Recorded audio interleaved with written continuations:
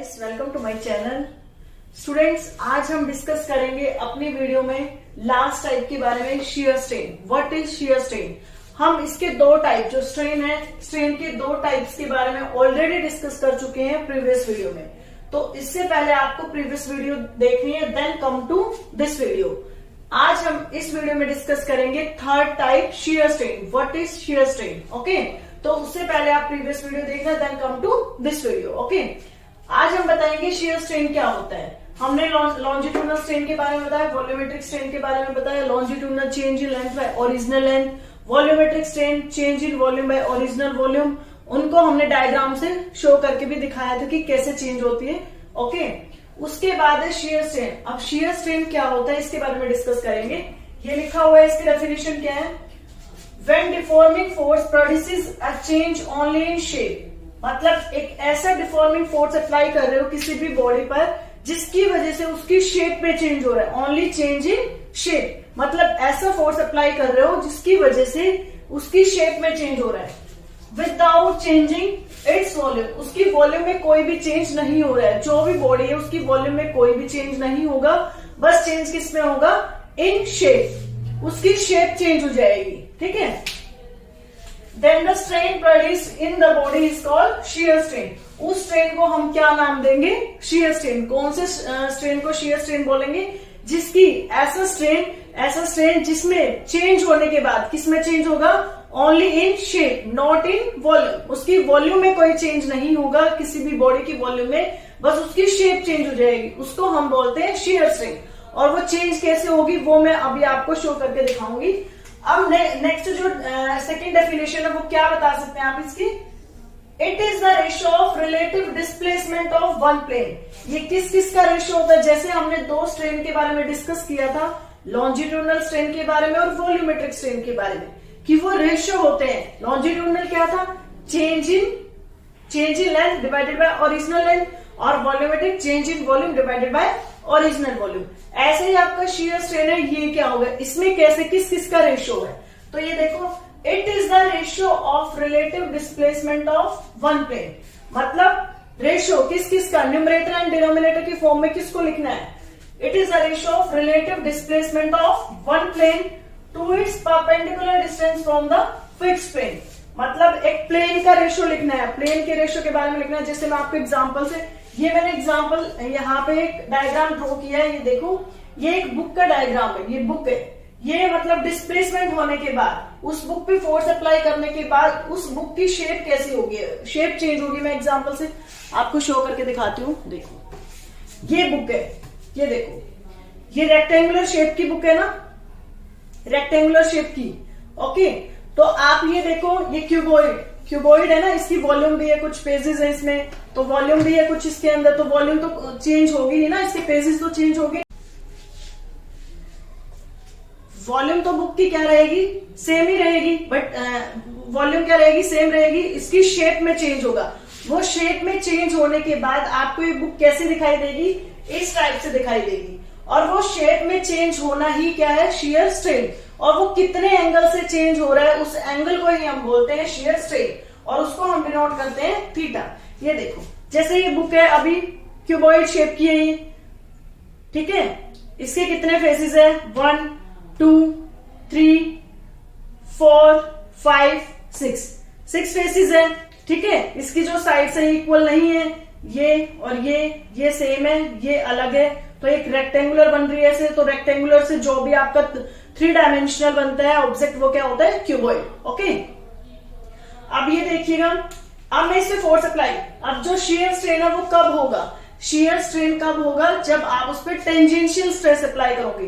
Tangential stress के बारे में बताया था लास्ट वीडियो में। टेंजेंशियल स्ट्रेस क्या होता है? अगर आप एक पर्टिकुलर प्लेन पे, उसी plane parallel to its surface अगर फोर्स अप्लाई करते हो, उसको क्या बोलते हैं? Tangential stress. तो यहाँ पे अगर आप टेंजेंशियल स्ट्रेस अप्लाई करते हो तो आपको क्या मिलेगा? Shear strain. ये देखो, ये इसका सरफेस, एक पर्टिकुलर सरफेस है। अगर मैं इस पे फोर्स अप्लाई करती हूँ, फोर्स अप्लाई किया मैंने, ये देखो, बुक की शेप किस टाइप से होगी? कैसे चेंज हो रही है बुक की शेप? ये देखिए, ये इस टाइप से ही होगी ना, जैसे मैंने डायग्राम ड्रॉ किया है ऐसे ही शेप है ना ये देखिए, ये शेप इस टाइप से ही हो गई है इस बुक की। ये देखो, पहले ये बुक इस टाइप से थी, ऐसे स्ट्रेट थी। जो मैंने लाइन ड्रॉ कर रखी है ना, ये बुक का ये जो था ये प्लेन यहाँ था, ये ऐसे।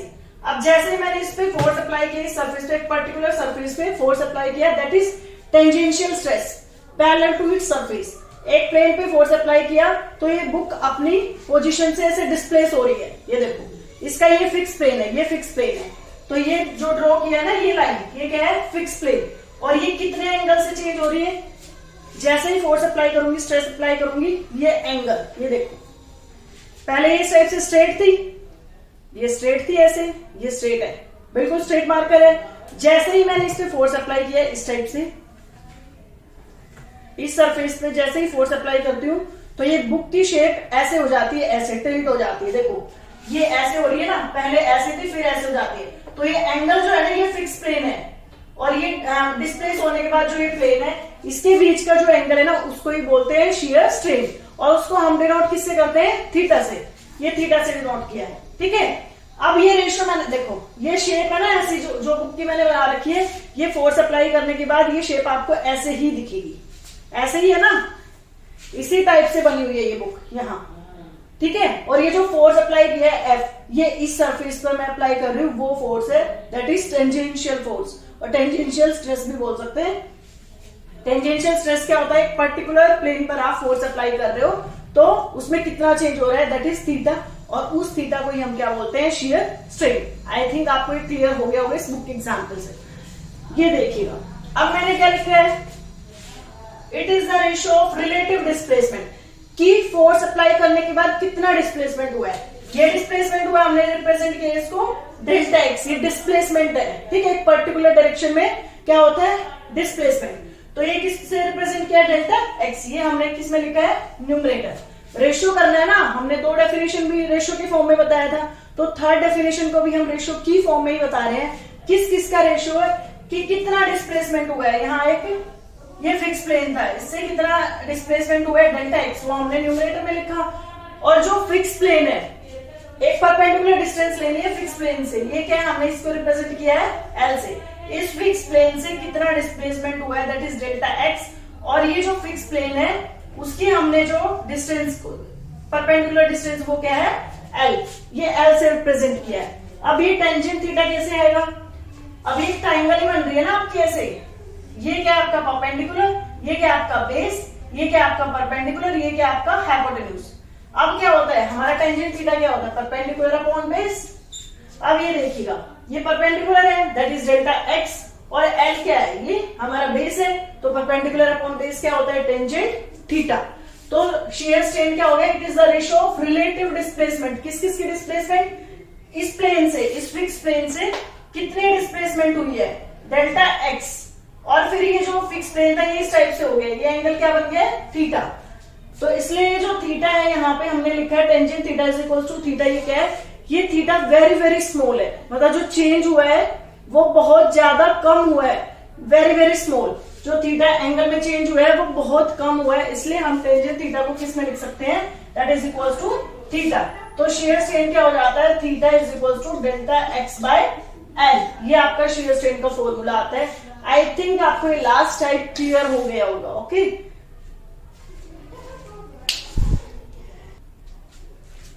अब हम डिस्कस करेंगे कि longitudinal strain, volumetric strain, shear strain की यूनिट्स क्या हो सकती है और डायमेंशन फॉर्मूला क्या हो सकता है, उसके बारे में डिस्कस करेंगे। जैसे हमारा लॉन्जिट्यूडनल स्ट्रेन था, इसका फॉर्मूला क्या था, change in length divided by original length, इसका फॉर्मूला था। वॉल्यूमेट्रिक स्ट्रेन का क्या था, change in volume divided by original volume. Shear strain का हमारा फॉर्मूला अभी क्या आया था, relative displacement from the perpendicular and the perpendicular distance, that is L. ये भी एक डिस्टेंस है, ये डिस्प्लेसमेंट है, ये परपेंडिकुलर डिस्टेंस ले रखी है फिक्स प्लेन से, ओके। तो ये हमारे फॉर्मूले थे। अब देखना, फॉर्मूले से ही यूनिट्स जनरेट होती है, फॉर्मूले से ही डायमेंशनल फॉर्मूला बनता है, इस चीज का आपको ध्यान रखना है। आपका जो फर्स्ट चैप्टर होता है डायमेंशनल फॉर्मूले का और यूनिट्स का, वो भी मैं एक दिन कराऊंगी, उससे आपको क्लियर हो जाएगा कैसे आप फॉर्मूले बनाते हैं डायमेंशनल फॉर्मूला, कैसे आप यूनिट लिख सकते हैं। अब एक होती है हमारे इसका यूनिट, एक हमारी होती है सीसीएस यूनिट। अब ये आपको क्या देखना है, ये भी change in length, change in length, तो यूनिट क्या होगी, एमकेएस या यूनिट लिखनी है तो क्या होती है, मीटर। चेंज हो या ओरिजिनल हो, यूनिट तो सेम ही रहेगी, यूनिट चेंज नहीं होगी। एल की भी क्या रहेगी, मीटर। अब मीटर से मीटर कैंसिल हो जाएगा तो इसका meaning no unit. Longitudinal strain की कोई यूनिट नहीं होगी तो नो यूनिट। ऐसा यूनिट नहीं है तो सीजीएस यूनिट भी नहीं होगी, नो यूनिट। अब इसका हम क्या लिखेंगे, अब इसका हम लिखेंगे डायमेंशनल फॉर्मूला। अब आपको पता होना चाहिए जो लेंथ है उसका डायमेंशनल फॉर्मूला क्या होता है, उसको हम रिप्रेजेंट करते हैं एल से। ओरिजिनल हो या चेंज हो एल से रिप्रेजेंट करेंगे। नीचे भी क्या आएगा, एल। न्यूमरेटर में भी एल और डिनोमिनेटर में भी एल। तो यहां भी पावर 1 है, यहां भी पावर 1 है, तो L1 - 1 L0, और किसी भी बेस की पावर अगर 0 होती है तो दैट इक्वल्स टू 1। तो इसका कोई भी डायमेंशनल फॉर्मूला नहीं। तो लॉन्जिट्यूडिनल स्ट्रेन कैसी क्वांटिटी है, dimension less quantity, dimension less quantity. तो मैंने क्या डिस्कस किया यहाँ पे कि इसका कोई भी डायमेंशनल फॉर्मूला नहीं होता, कोई भी यूनिट नहीं। सेम ही वॉल्यूमेट्रिक स्ट्रेन में अब चेंज इन वॉल्यूम है या ओरिजिनल वॉल्यूम है, यूनिट तो सेम ही रहेगी। यूनिट क्या होती है, मीटर क्यूब, और इसकी भी क्या होगी, मीटर क्यूब, तो cancel, no unit. Volumetric strain की भी आपकी कोई यूनिट नहीं होगी। और डायमेंशनल फॉर्मूला वी का, वॉल्यूम का क्या होता है dimensional formula, L cube. Change in volume हो या ओरिजिनल, एल क्यूब ही रहेगा। तो न्यूमरेटर बाय डिनोमिनेटर 3 - 3 L0। किसी भी बेस की पावर अगर 0 है तो equals to 1, then no dimension. इसकी भी कोई डायमेंशन नहीं होगी। सेम इसके साथ ये डिस्प्लेसमेंट है, ये भी परपेंडिकुलर डिस्टेंस है। दो डिस्टेंस का रेशियो है तो दो डिस्टेंस की यूनिट भी सेम होगी और डायमेंशन भी सेम होगा। तो ओवरऑल आपका कोई भी पूछता है आपसे स्ट्रेन की यूनिट क्या होती है, then no unit, and formula क्या होता है, नो फॉर्मूला। ओके, तो आपका इतना था ये टॉपिक। आई थिंक आपको क्लियर हो गया होगा। अगर किसी भी स्टूडेंट को कोई भी डाउट है तो आप कमेंट सेक्शन में कमेंट करके बता सकते हैं। Please like, share and follow my channel. Thank you.